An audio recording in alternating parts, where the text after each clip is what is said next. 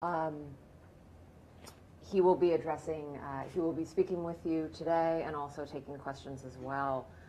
I'd like to introduce you to my client and my friend, Mr. Scott Baio, who will be making some comments now and will also be taking questions later. Thank you. Thanks. Thanks for showing up, everybody.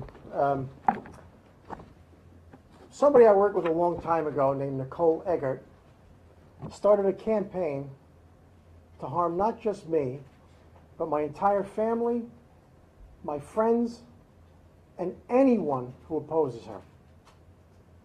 She has done it by conspiring in an organized and endless campaign that has exceeded all boundaries of the way decent people behave toward each other.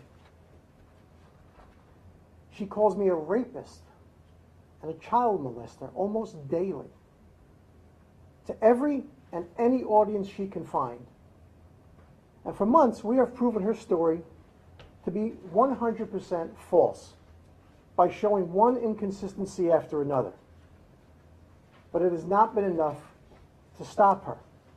If anything, it made her angrier. And she has added to her campaign my wife, whom she smears relentlessly, including calling her brain tumors imaginary, the foundation she operates a sham, and the deadly disease it supports a fake. She has the nerve to attack my child, whom she publicly warns to be careful around me.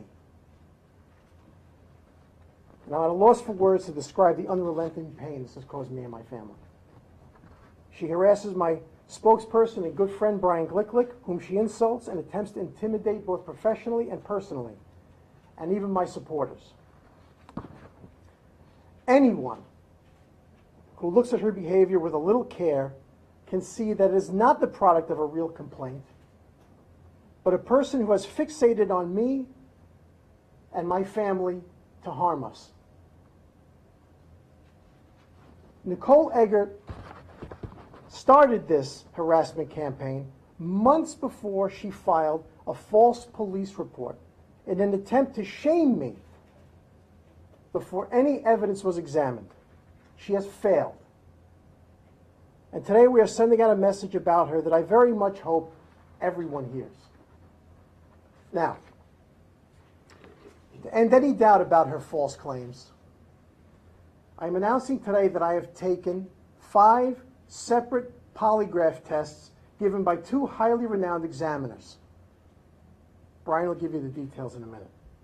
And since Eggert continues to misstate the content of her so-called witness statements, which are anything but, I'm going to share with you today some of what our investigators discovered when they looked into her past at the time Charles in Charge was filmed and beyond. Now, as we have been subjected to the barrage of false claims and smears from Nicole Eggert and those who conspire with her, my thoughts have turned to how lucky I am, despite what she has attempted. I have the resources to fight her, though I shouldn't have to. And I can call you and talk with you, and you're good enough to come and listen. Most people who have children bullied on social media don't have these options, nor do adults who are attacked by anonymous cowards who want to destroy their lives. And I'm thinking more and more about how I can help participate in better answers to this as we put the Nicole Eggert matter to a conclusion. This is a critical question that needs more thought. Just one more point. Nicole Eggert's falsehoods belong only to her. For most women who report unwanted sexual advances or assault, it is the beginning of a healing process that I support and I applaud. I do not want today to be misinterpreted as an indictment of anyone except Nicole Eggert and her co-conspirators. And I'd appreciate your help in making that clear. Brian Glicklick, my good friend and spokesperson, is going to walk you through all this now. And at the end, I'm happy to take any questions that I can. And again, thank you for coming here. I'm sure what must be a very busy day. Brian. Good morning, everyone. Even after the LA District Attorney declined prosecution on Nicole Eggert's claims that Scott Baio sexually molested her, Eggert continues to call Scott a rapist, a predator, a child molester, and worse, almost daily. She attacks Renee Baio, the Baio's child, and the foundation which the Baios developed for children with an often terminal disorder. She mocked the loss of Renee and Scott Baio's unborn child in social media. She published the identity, home phone, and employer of a private person on Twitter who happened to be critical of her and urged people to contact her employer to harass her. This woman obtained a temporary restraining order against Eggert. Despite this, Nicole Eggert has turned to members of the anonymous collective of hackers and their associates to help her attack anyone who opposes her and publish non-public family and address information, including my own. It's time to have an open communication about this. As Scott said, to put an end to any uncertainty about who's truthful, over the last couple of weeks, he has taken 5 separate polygraph tests from 2 different examiners and passed all 5 of them. The questions he was tested for are these. 1. Did you have any kind of sexual contact with Nicole Eggert before she turned 18 years old? 2. Did you put your fingers in Nicole Eggert's vagina before she was 18 years old? 3. Have you ever threatened Nicole Eggert that she needed to keep your alleged sexual contact with her a secret? 4. Have you ever exposed your genitals to Alexander Polinsky? He tested as being truthful when he answered no to each of these questions. Again, 5 separate tests, 2 different examiners, 100% truthful on 100% of all tests he took. Their credentials are impeccable. I'm going to have a handout at the end where you're going to get their full reports, their identities, their credentials, the questions. You can see it for yourself. This should eliminate any remaining doubt that Nicole Eggert's claims about Scott Baio were untruthful. During the course of the DA's investigation, we documented many inconsistencies and changes in Eggert's claims, many of which have been previously unreported. She's changed the ages at which her purported abuse occurred multiple times. She claimed this abuse happened at Scott's house in his garage, but Scott lived at the time in a condo with a common open parking area. She claimed he dragged her by the hair on the set, yet hundreds of people on the set did exactly nothing about it. Dr. Oz killed an interview with Eggert when we proved her claims about underage sex to be false by showing a prior contradictory interview she gave, only to air it anyway after Megyn Kelly gave Eggert unfettered and uncritical access to her audience.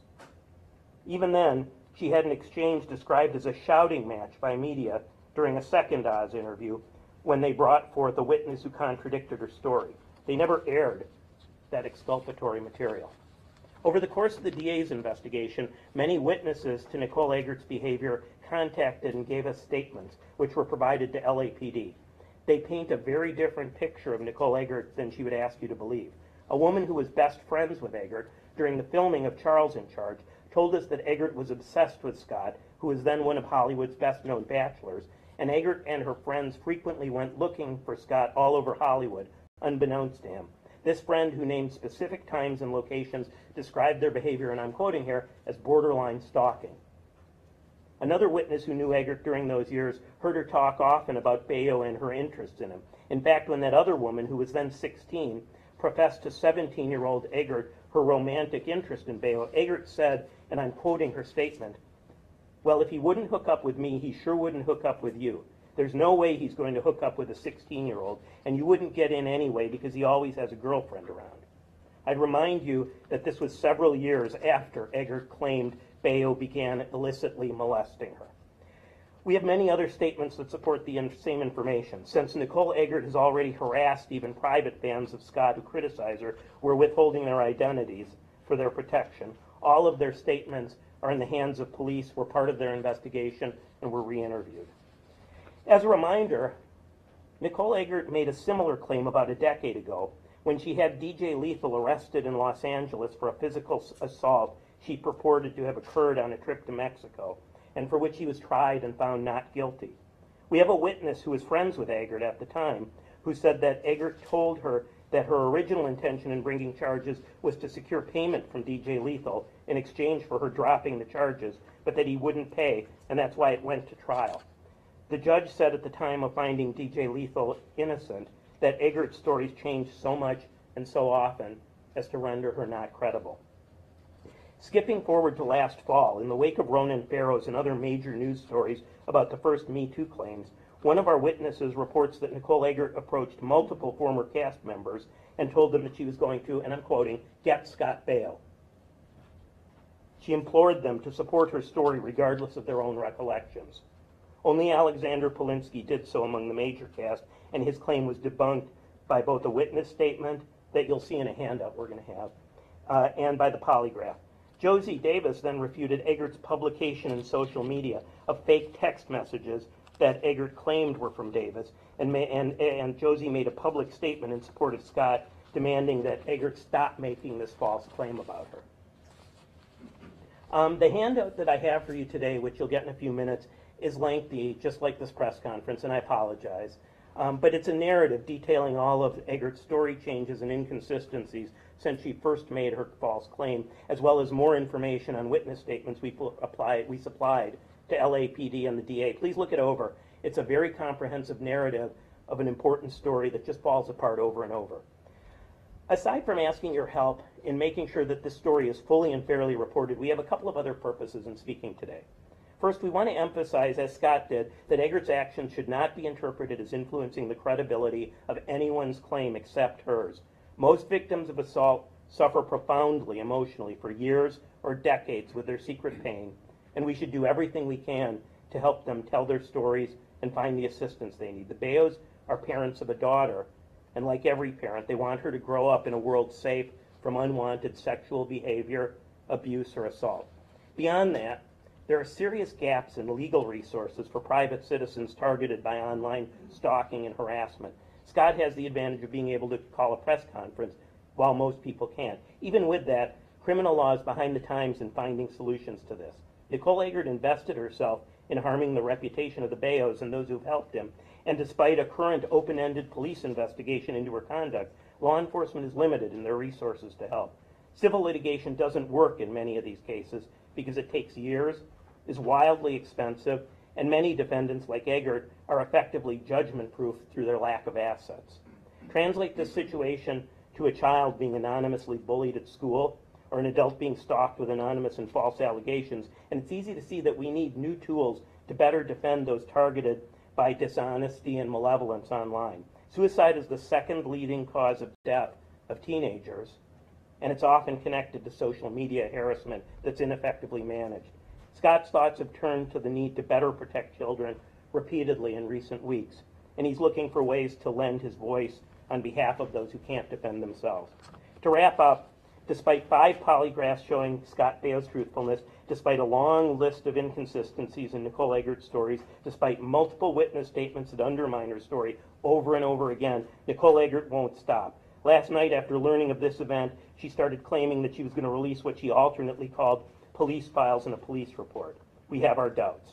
For months, she's been saying she had 12 actual witnesses to her sexual assault and has never produced a single piece of evidence that corroborates that. If she does decide to release anything, we hope you'll be as diligent in reporting what she actually gives you rather than what she claims it to be. Okay, we're ready to take questions now for Scott, for Attorney Jennifer McGrath, or for myself. Thank you for being here. And if you just want to... Mr. Baio, regarding the, I guess the online reports that there was a police report filed by you and your wife, can you give us any idea what kinds of text messages and harassment are coming? Do we have any? Yeah. They're in the. Yeah, let me just briefly address that. There are hundreds of these messages, and the back of the handout we're giving you has a tiny sample of 6. I will warn you, they are so vile and profane as to be offensive. They are directed against against Scott, against his wife, against his foundation, and if we wanted to, we could have made a binder of these things. They were reported to police. How does that make you and your wife feel? I mean, what does that put you through when you get one of those texts, personal texts? Well, of course, it makes you feel angry. I've done nothing wrong, and this person has a fixation, and it's upsetting, and you just want it to go away. And my wife, who has been amazing through all of this, finding all the information and helping Brian and Jennifer get all this information out there. I mean, you try to think about if it were you and somebody were talking about you or your wife or your child. It's hurtful. How would you describe your relationship with her back then? With Nicole, it's great. Work with her every day for 4 years, I think, 100 and some odd episodes. Professional, fun. It was. Listen, that show, Charles in Charge, was the most fun thing I've ever done in my career, and I've done a lot. So everybody in that set had a good time, and it was great relationship. You mentioned words like obsessive and stalking in terms of back then. Did you feel any of that? No, I did. Listen, I would go to work. I was it was late '80s, and I would go to work, and I would go home and go out with my buddies and hang out at night, and I had no idea that she was following me until all this came out. And there was one time we were at Jerry's Deli over on Beverly. She walked in with a friend, and I went, oh, what a coincidence. But I didn't know that she had been following me that evening. Scott, you open to a meeting with Nicole to see if you could work things out? No. No. No. There's no coming back from what she did. No. You can't call my wife. You can't say things about my wife. You say what you want about me.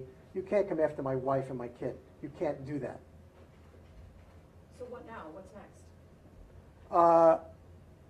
I'm going to go home and go for a swim. Scott. What's next? Listen, I'm joking. Hopefully,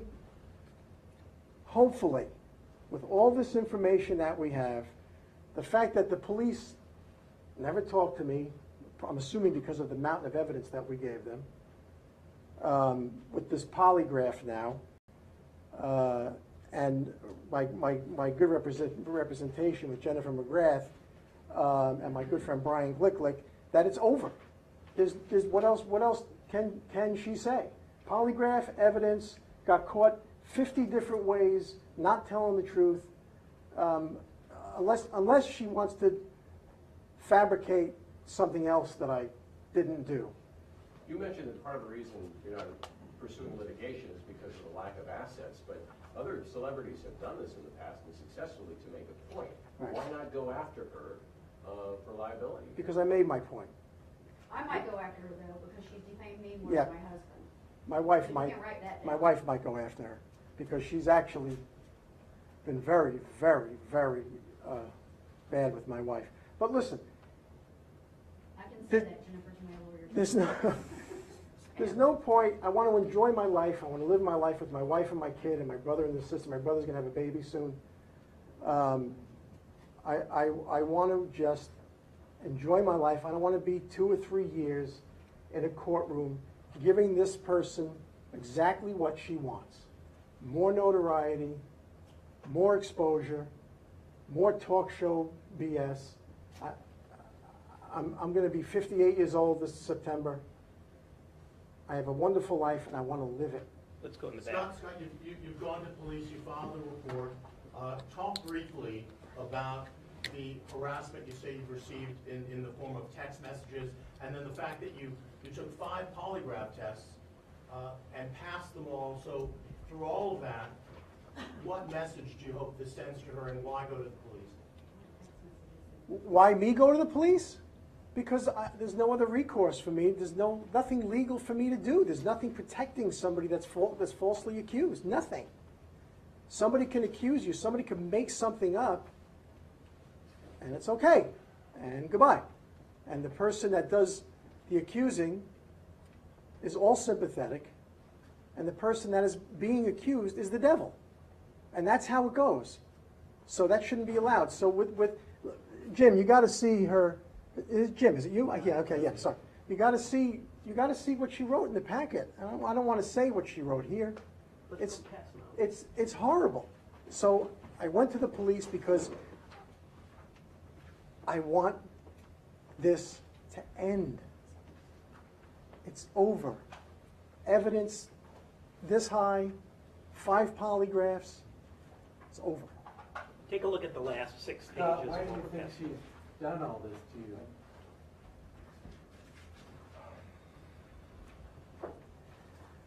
I can only guess. You're asking me to get into her mind, and that's a place that I don't want to be. Fixation. I'm guessing. Notoriety. Money. Maybe she wanted me to pay her off at some point, although she said she didn't want money. But what do you say? I want money. Man, I don't know. You'd have to. I don't know. When's the last time you saw her or had any interaction with her? My wife was friends with her on Facebook. She was at our house for, Sweetheart, come up here. no. No, don't come up here. She was at our house for the filming. She was on 2 episodes of Scott Baio's 45 and Single. Right. And she came to our house.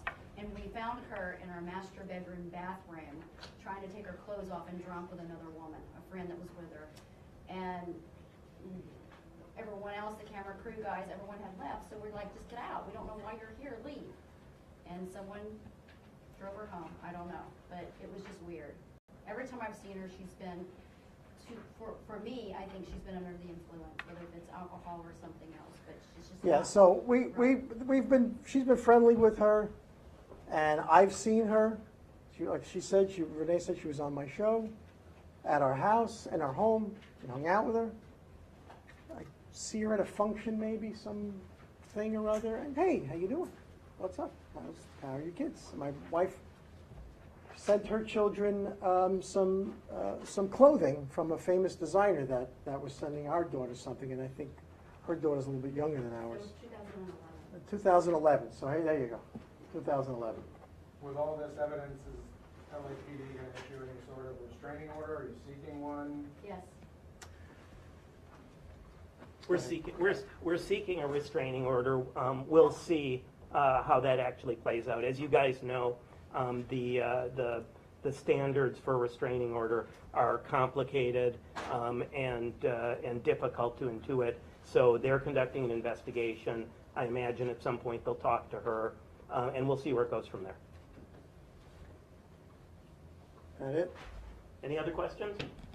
Scott will be around for a few minutes.